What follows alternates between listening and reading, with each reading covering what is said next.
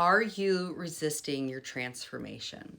So I have a transmission I want to share with you guys. I was just out spending time in nature where I feel like I received like all the good stuff. But let's talk about this, okay? If you are someone who is desiring transformation, is desiring to be reborn, then you cannot grasp and cling for things to be the same. You can't resist the change that is trying to take place in your life, okay? And this message came through because I was outside and I'm in the northern hemisphere. So right now we're transitioning from dark, cold, just dead of winter into beautiful, like sunny. Things are blooming, life is creating in spring. And it really got me thinking about my journey personally over this last year and how much we need to learn to trust the cyclical nature of life, of our lives, of our transformation. And I noticed that so many people, me included, will say that, we desire whatever change in our life, we desire to be reborn.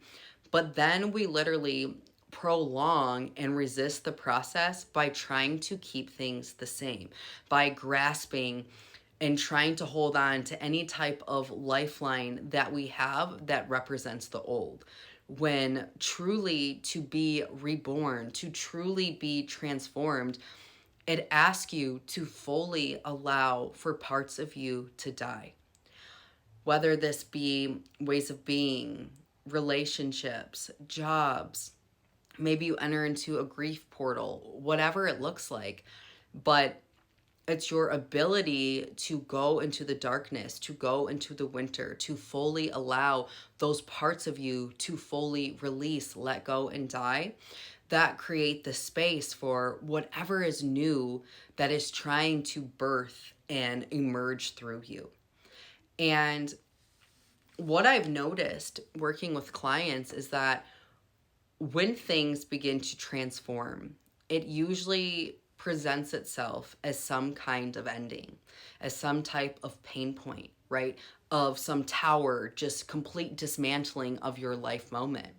And instead of holding the awareness that this is truly happening for you, to create the space, to create the wisdom, to create the new reference points, we instantly make it mean that we're doing something wrong, right? That something's wrong with us, that we're being punished, that we're bad people. And that's why we're experiencing this season of loss, this tower moment, right?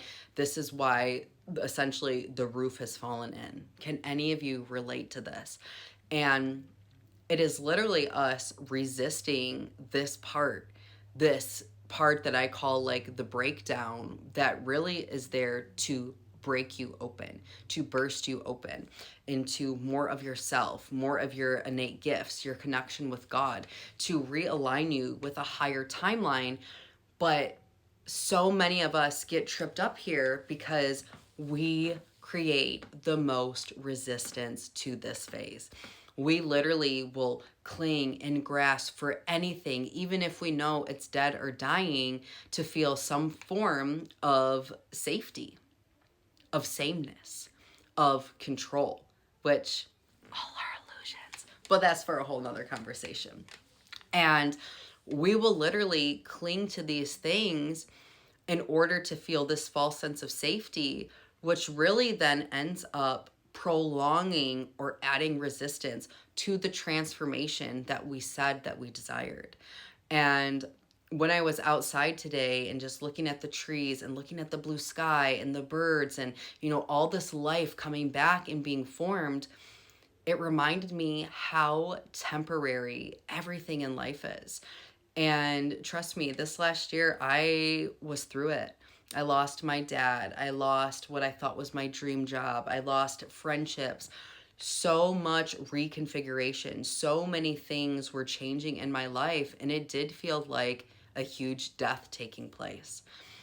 And when I was outside today and feeling the sunshine just on my skin and seeing just the new life that's trying to emerge and trying to be born, it reminded me to be patient with myself, to honor the season of my life, knowing that it's temporary, knowing that I don't have to control, that I don't have to worry, that I don't have to try to essentially rush this phase, because everything is always evolving. Everything is always changing. And can I trust, just like the trees are trusting that, the leaves will come back, and just as the flowers are trusting that, their buds will reemerge, can I trust that life is creating through me now? And that maybe it just doesn't look the way that I thought it would, or it didn't happen in the time frame that I thought it should. And that if I look back at all the other seasons in my life, I have evidence that everything will be okay, that everything is changing, and that new life will truly emerge. And I felt like this message was so potent and so powerful today, because I know there's so many of you who have just been going through it, right? We've been in like the voidiest of voids, and it feels like it's never ending. And take this as your divine guidance that it's changing, it's shifting. There is new life emerging. There is something that is shifting and reconfiguring for you.